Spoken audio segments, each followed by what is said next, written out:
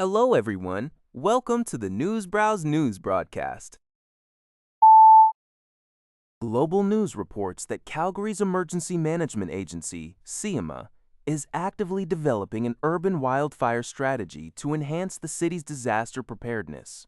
During a recent Emergency Management Committee meeting, CEMA officials presented their annual report, highlighting the re-evaluation of significant risks, including those related to critical infrastructure, weather phenomena, and human activities. Chief Susan Henry emphasized bringing the entire agency together to create a comprehensive strategy for understanding impacts, potential mitigation efforts, and areas for improvement. While still in early development, the plan builds upon existing efforts like vegetative clearing by Calgary Parks and specialized training for Calgary Fire.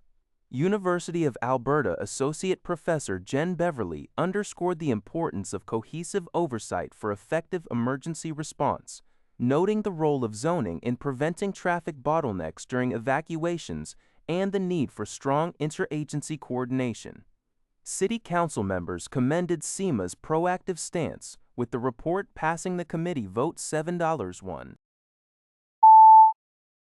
Punjabi pop music is experiencing an explosive rise worldwide, with Canada emerging as a particularly strong market. Global superstars Diljit Dosanjh and Karan Aujla are launching highly anticipated Canadian tours, with demand for tickets rivaling some of the biggest names in hip-hop, according to tour promoter Baldeep Randhawa of Live Nation.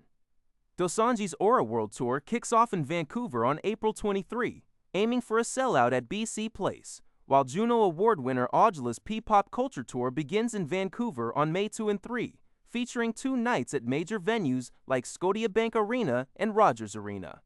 Their immense popularity is reflected in streaming numbers, with Aujla surpassing 4 billion and Dosanjh exceeding 5 billion views on YouTube, outperforming some mainstream Canadian artists. A 2024 tour by Dosanjh generated $63 million US in concert-related spending across North America, with some Canadian tickets reaching Vited Bapashagars dollars come in. Dosanjh dollars, dance dollars, but the Warda Drach, you're knocking Mickey up with Poist Twile Bud Breaking Mills, Prague Carly Ball Andrews. Said, Associate Professor at Toronto Metropolitan University, notes that the music industry now reflects Canada's diversity, evident in streaming data and rapid concert sellouts. CBC News reports that Dosanjh is also breaking barriers with global reach and collaborations, extending his influence beyond music into film. Newswire.ca reports that new data from Manulife Canada highlights a significant disparity in fertility coverage for Canadian workers, despite rising demand. Over the past 5 years, claims for fertility medications have surged by 21%, indicating a growing need for reproductive assistance. However, the data reveals that while over half of employers with Manulife Group benefits plans cover fertility medications, fewer than 1% extend coverage to fertility clinic treatments, with the cost of a single IVF cycle ranging from $10,000 to $20,000 and often requiring multiple rounds. Many families face substantial out-of-pocket expenses. This situation is exacerbated by Canada's declining birth rate and increasing age of first-time mothers.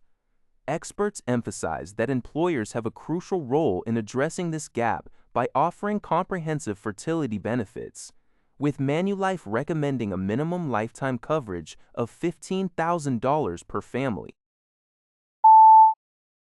Newswire.ca reports that the Canadian economy is anticipated to achieve modest growth of 1.6% in both the first and second quarters of 2026, according to the latest Main Street Quarterly report by the Canadian Federation of Independent Business, CFIB. This projected rebound follows a year of declines in 2025 and is supported by strong oil and gas production and sustained construction activity. private investment is expected to recover, growing by 3.1% in Q1 and 2.9% in Q2. However, challenges remain, with CPI inflation forecast at approximately 2.9% in Q2 2026. A special analysis in the report indicates that small firms' investment plans are returning to their historical average. Despite this, business owners are cautiously optimistic, favoring upkeep and employee training over major expansion projects, primarily due to persistent high operating costs, geopolitical tensions, fuel volatility, and continued soft demand. CFIB Chief Economist Simon Gaugreau suggests small business-friendly policies, such as a temporary pause on federal fuel taxes, could offer much-needed relief. The private sector job vacancy rate for Q1 2026 held steady at 2.8%, representing 391,300 unfilled positions. A significant portion of adults diagnosed with ADHD, as high as 80%, experience considerable sleep challenges, including insomnia and delayed sleep patterns, and a notable percentage also suffer from obstructive sleep apnea, OSA. This new partnership between Springboard Clinic and Resolve Sleep Health in Ontario is designed to address this critical gap in sleep health within ADHD care. Sleep disorders can significantly impact the presentation and management of ADHD symptoms, potentially making treatments less effective. By integrating targeted sleep disorder screening and treatment, including OSA diagnosis and cognitive behavioral therapy for insomnia, CBTI, into the ADHD care pathway, the collaboration aims to provide a more comprehensive and effective approach. This initiative is set to raise awareness, encourage evidence-based screening, and improve access to sleep disorder diagnosis and treatment across Canada, ultimately leading to better overall health outcomes for individuals with ADHD. Newswire.ca. That's all for this video.